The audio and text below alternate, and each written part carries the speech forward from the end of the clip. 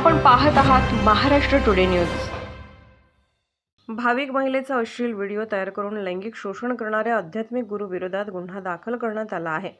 अमरावतीतील जिल्ह्यातील तिवसा तालुक्यात ही घटना घडली। मार्डी येथील आश्रमातील बोंधू गुरुदास बाबा उर्फ सुनील कावलकर विरोधात बलात्काराचा गुन्हा दाखल करण्यात आला आहे।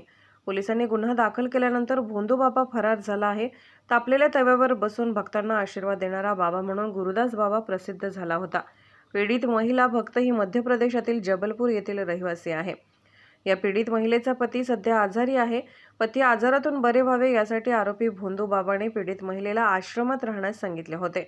याच दरम्यान महिलेचे गुरुदास बाबा उर्फ सुनील कावलकरने बलात्कार केला।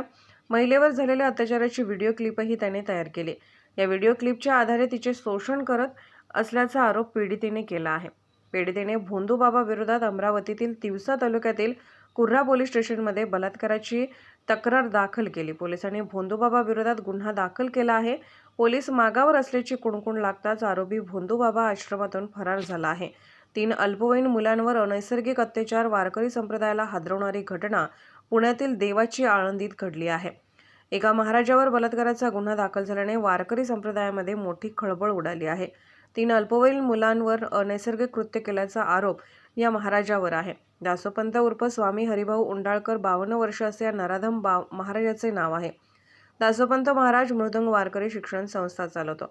साधारण 70 विद्यार्थी दासोपंत महाराजाकडे मृदंग वाद्याचे धडे घेतात। सुरुवातीला एक व्यसनाधीन विद्यार्थ्यांना ब्लॅकमेल केले आणि त्याच्यावर अनैसर्गिक कृत्य केले। मग त्यानंतर 3 विद्यार्थ्यांवर मनाची इच्छा पूर्ण करण्यासाठी वेळोवेळी अत्याचार करतच राहिले।